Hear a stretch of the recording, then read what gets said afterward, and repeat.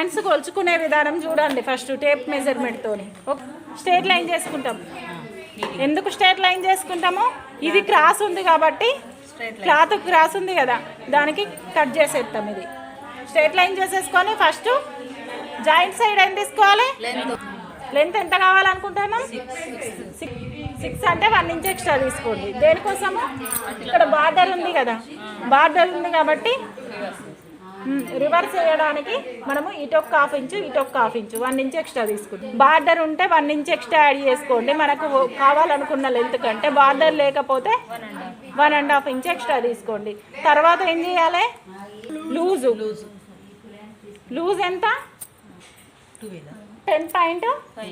10.5 అంటే మనం ఎంత తీసుకోవాలి, 5.2. ఓకేనా. ఇక్కడ ఒక మార్కింగ్ చేసేసుకొని మళ్ళీ దీనికంటే 2 ఇంచెస్ ఎక్స్ట్రా మార్కింగ్ చేసేసుకోండి. ఓకేనా. ఇక్కడ నుండి ఇక్కడికి 5.25. ఓకేనా. ఇక్కడ నుండి ఇక్కడికి 7.25. ఎందుకు ఈ 2 ఇంచెస్ ఎక్స్ట్రా అంటే సీమ్ అలవెన్స్ కోసం, ఇట్ల కోసం. ఓకేనా. తర్వాత ఇక్కడ మనకు లెంత్ ఎంత వచ్చింది, 7 వచ్చిందా. ఈ 7 నుండి మనము స్ట్రేట్ లైన్ అనేది చేసుకోవాలి. ఓకేనా. 7 నుండి స్ట్రేట్ లైన్ చేసేసిన తర్వాత ఆర్మ్ రౌండ్ ఎంత ఉంది ఆమెకి, 16 వచ్చింది ఆర్మ్ రౌండ్. 16 ఉంటే మనం 16 పెట్టేసుకుంటామా. ఇది ఫోల్డింగ్లో ఉంది కదా, ఎంత డివైడ్ 2 చేసుకున్నప్పుడు ఎంత అయింది, 8 ఇంచెస్ అయింది.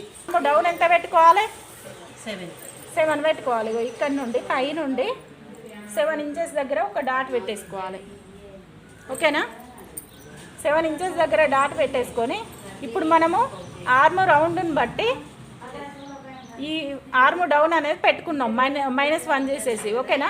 తర్వాత ఇక్కడ నుండి మనం ఇటు సైడు 8 కంటే ఎక్కువ ఉన్నప్పుడు 3 ఇంచెస్ పెట్టుకుంటాం, 8 కంటే తక్కువ ఉన్నప్పుడు 2.5 పెట్టేసుకుంటాం. ఓకేనా. ఇప్పుడు కరెక్ట్ 8 ఉంది. 8 ఉన్నప్పుడు ఎంత పెట్టాలి, 2.75. ఓకేనా. 2.7. ఇక్కడ ఒక డాట్ పెట్టేసుకొని ఇక్కడ ఈ డాట్కి ఇట్లా మనము ఆర్మ్ రౌండ్ అనేది తీసుకోవాలి. ఓకేనా. ఆర్మ్ రౌండ్ వచ్చిందా, తేడా ఏం రాదు, కాకపోతే కొలుచుకొని చూసుకోవాలి. ఓకేనా. మనకి ఇక్కడ హ్యాండ్ లూజ్ వచ్చిన డాట్ ఉందా, ఈ డాట్కి లైన్ చేసేసుకో. దీనికంటే ఎన్ని ఇంచెస్ ఎక్స్ట్రా కిందకి తీసుకోవాలి మనం, ఆర్మ్ రౌండ్ నుండి 2 ఇంచెస్ ఎక్స్ట్రా తీసుకోవాలి. ఈ విధంగా. ఓకేనా.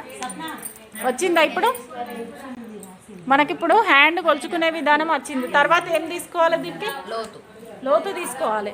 లోతు ఎట్లా తీసుకోవాలి, దీన్ని బట్టి తీసుకోవాలి. ఇక్కడ ఎంత ఉంది, 2.75.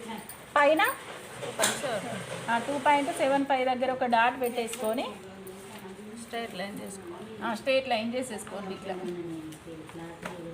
ఓకేనా.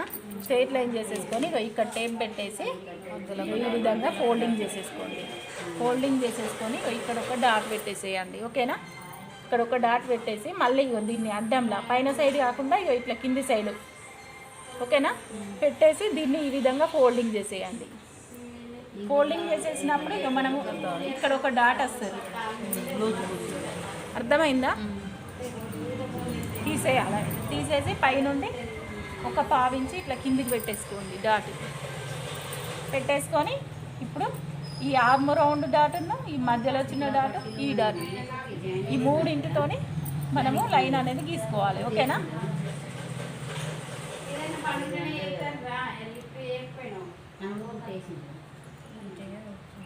వచ్చిందా, లోతు వచ్చిందారా. ఇప్పుడు ఇది మనం కట్ చేసుకునేది. సీజర్ ఏది,